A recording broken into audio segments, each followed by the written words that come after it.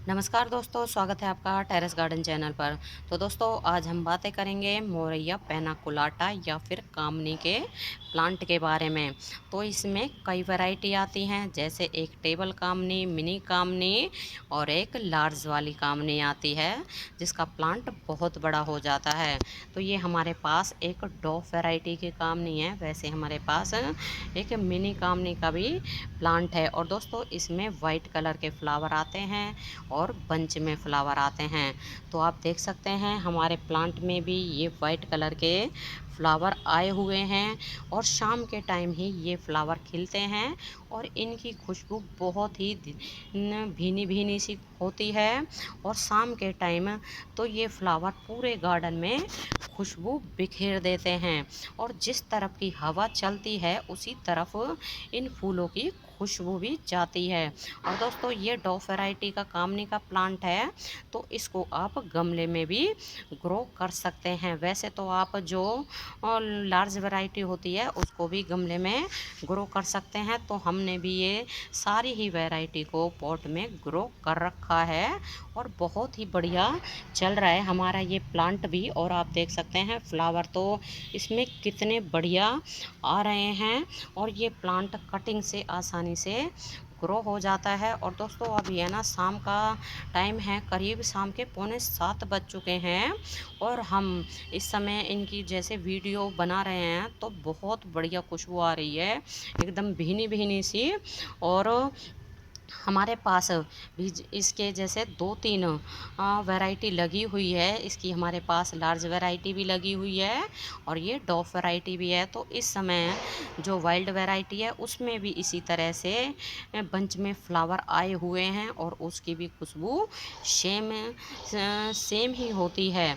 और दोस्तों, इस प्लांट को आप कटिंग से लगा सकते हैं। तो कटिंग लगाने के लिए बस इसकी ऊपर से हमें कटिंग लेनी है, जैसे 2.5 से 3 इंच की, और उसको सैंडी सॉइल में ग्रो कर दोगे तो 8 से 10 दिन में ही इसकी कटिंग चल जाती है और बहुत बढ़िया प्लांट होता है, परमानेंट प्लांट होता है।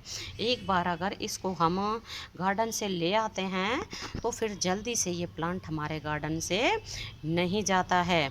और दोस्तों, इस प्लांट को वेल ड्रेन सॉइल में लगाएं। तो इसके लिए आप एक हिस्सा गार्डन सॉइल, एक हिस्सा रेत, एक हिस्सा कॉम्पोस्ट या वर्मी कंपोस्ट ले सकते हैं। इस मीडिया में ये बहुत ही बढ़िया चलता है। और दोस्तों, ये प्लांट मतलब ये डॉफ वैरायटी का कामनी का प्लांट है, तो इसकी हाइट ज़्यादा नहीं बढ़ती है और ये बुशी प्लांट बनता है। जैसा एक छोटा ट्री होता है तो उस तरह से ही ये लुक देता है। तो आप देख सकते हैं कितना बढ़िया हमारा ये प्लांट लग रहा है और बिल्कुल ग्रीन प्लांट है और इसमें ये वाइट कलर के बंच में फ्लावर भी आए हुए हैं। और दोस्तों, इस प्लांट के ऊपर भी कई बार मिलीबग का अटैक हो जाता है, तो इसलिए इस प्लांट के ऊपर भी आप 15 से 20 दिन में एक बार, जैसे सभी पौधों के ऊपर नीम ऑयल का स्प्रे करते हैं, तो इसके ऊपर भी नीम ऑयल का स्प्रे करना बहुत ज़रूरी होता है। इससे हमारे प्लांट में फ्लावर भी बहुत सुंदर आते हैं और फिर हमारा प्लांट भी ग्रीन बना रहता है। और अगर इसके फर्टिलाइज़र की बात करें तो गर्मियों में आप इसमें जैसे बनाना पील का लिक्विड फर्टिलाइज़र डाल सकते हैं या फिर ऑनियन पील का लिक्विड फर्टिलाइज़र डाल सकते हैं या किचन वेस्ट का लिक्विड फर्टिलाइज़र डाल सकते हैं। तो देख सकते हैं आप कितने सुंदर इसमें फ्लावर आए हुए हैं, बहुत सुंदर लग रहे हैं और खुशबू भी इनकी बहुत ही बढ़िया आ रही है। और शाम के टाइम ही ये फ्लावर खिलते हैं, सुबह के टाइम ये फ्लावर बंद हो जाते हैं। और दोस्तों, मोरैया पेनाकोलाटा के अगर आप 2-3 प्लांट लगा लेते हैं तो फिर तो हमारे गार्डन में बिल्कुल खुशबू ही खुशबू फैल जाती है चारों तरफ शाम के टाइम। और दोस्तों, ये प्लांट अगर इसके हम प्राइस की बात करें तो इस प्लांट को अगर आप नर्सरी से लाते हैं तो 80 से 90 रुपए में ये प्लांट आपको मिलता है और मिल जाता है। और कई बार क्या होता है कि इसकी ग्रोथ के अनुसार ही ये प्लांट मिलता है और जैसे हम ज़्यादा बड़े साइज़ का प्लांट लेते हैं तो फिर ये प्लांट हमें थोड़ा सा कॉस्टली मिलता है, और छोटे साइज़ का लेते हैं तो थोड़ा सस्ता मिल जाता है। और दोस्तों इस प्लांट को आप जैसे बिल्कुल या ना ओपन सनलाइट में नहीं रखें गर्मियों में, क्योंकि जब ज़्यादा गर्मियाँ पड़ती हैं मई जून की गर्मियों में तो ये प्लांट हमारा ख़राब भी हो सकता है। तो इसको आप या तो दीवार के सहारे रखें या फिर आप इसको ग्रीन नेट के नीचे भी रख सकते हैं। क्योंकि हमारे यहाँ तो है ना गर्मियाँ मई जून में बहुत तेज़ पड़ती हैं, और कई प्लांट तो हमारे ख़राब भी हो जाते हैं तेज़ गर्मी के कारण, क्योंकि हमारे ये सभी प्लांट टेरेस के ऊपर रखे हुए हैं। तो इसलिए हम गर्मियों में इनके ऊपर 2 से ढाई महीने जो है ग्रीन नेट टांग देते हैं, जिससे कि हमारे प्लांट बने रहें और हमारे गार्डन में खुशबू भी बखेरते रहें।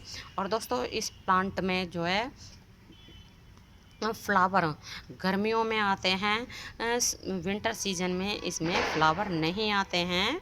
तो विंटर सीजन में भी ये प्लांट रहता है, लेकिन जैसे इसमें फूल नहीं आते हैं, और ये प्लांट एक तरह से डोरमेंसी में चला जाता है।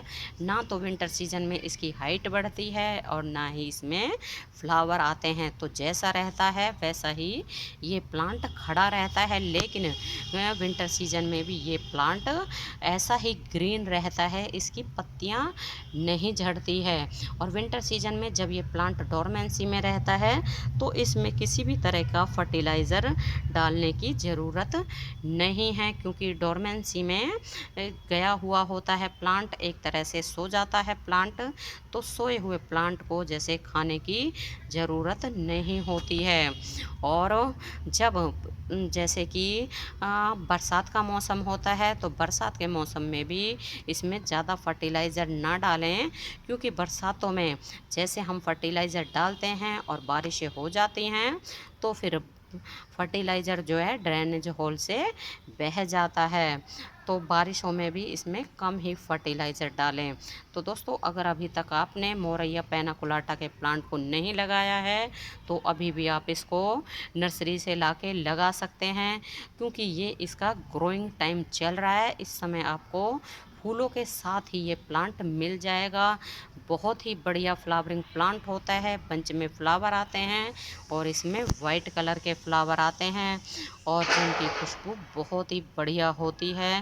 भीनी भीनी सी बंच में इसके फ्लावर लगे हुए बहुत बढ़िया लगते हैं। और हमारे पास भी ये 2-3 तरह मतलब 2-3 प्लांट लगे हुए हैं और सभी में फ्लावरिंग शुरू हो गई है। तो दोस्तों अभी के लिए बस इतना ही, फिर मिलते हैं। नमस्ते जी, धन्यवाद।